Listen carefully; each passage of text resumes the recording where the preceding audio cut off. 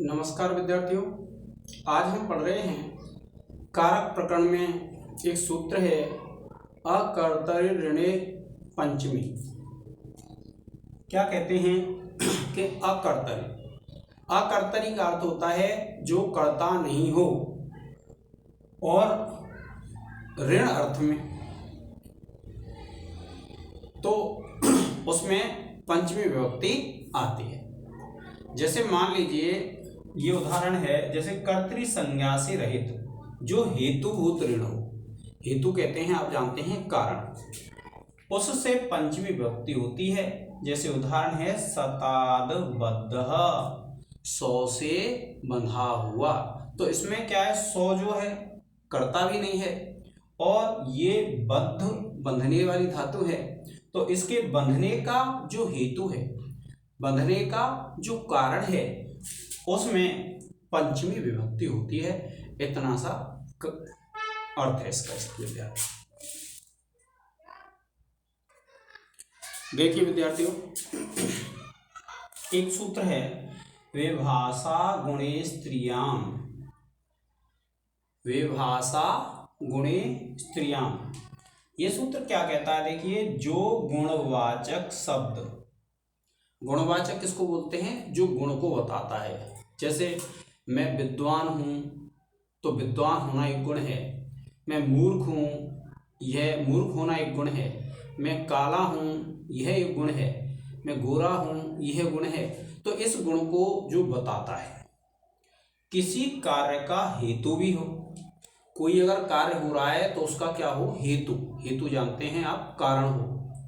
तथा स्त्रीलिंग में न हो, यानी वह जो है शब्द वह स्त्रीलिंग में नहीं होना चाहिए, तो उससे विकल्प से पंचमी विभक्ति होती है।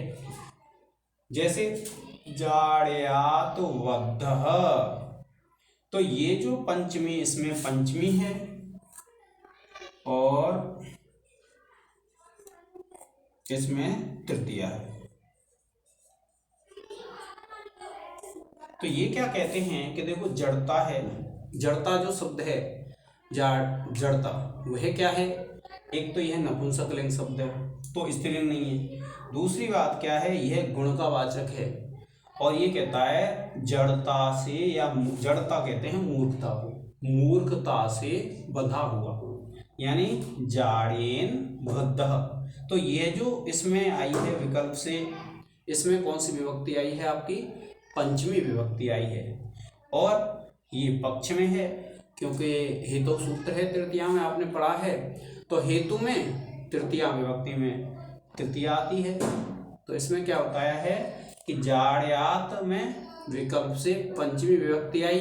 और पंचमी विभक्ति का प्रयोग क्यों हुआ? पंचमी विभक्ति का प्रयोग इसलिए हुआ क्योंकि यह गुणवाचक शब्द है। गुणवाचक शब्द होने के कारण ये कारण भी है, और इसलिए स्त्रीलिंग न होने से इसमें विकल्प से तृतीया विभक्ति आ जाती है। अब इस सूत्र को आप पढ़ लेंगे विद्यार्थियों। ज़्यादातर परीक्षाओं में नहीं आते हैं, पर पढ़ना अनिवार्य है। तो आपको ये ध्यान रखना है कि इस सूत्र का तात्पर्य ये है कि अगर कोई गुणवाचक जो शब्द है वह हेतु अर्थ में आता है और किसी कार्य होने का हेतु है, कारण है, तो उसमें विकल्प से क्या आ जाएगी? उसमें विकल्प से आपकी आ जाएगी पंचमी विभक्ति। अब कोई कहेगा विकल्प से, तो फिर पक्ष में कौन सी आएगी? तो आपको ये ध्यान रखना है, पक्ष में आती है उसमें तृतीया विभक्ति, क्योंकि हेतु सूत्र है। और उस हेतु सूत्र से क्या होता है कि पक्ष में उसमें जाड़ेन में तृतीया विभक्ति आ जाएगी। तो इस प्रकार से विद्यार्थियों, आज हमने इस वीडियो में 2 सूत्र पढ़े। अब आगे आने वाले सूत्र हैं। एक सूत्र है पृथक नाना बिना, इस तरह से वह सूत्र पढ़ेंगे। तो आज के इस लेक्चर में विद्यार्थियों इतना ही। जय हिंद, जय भारत।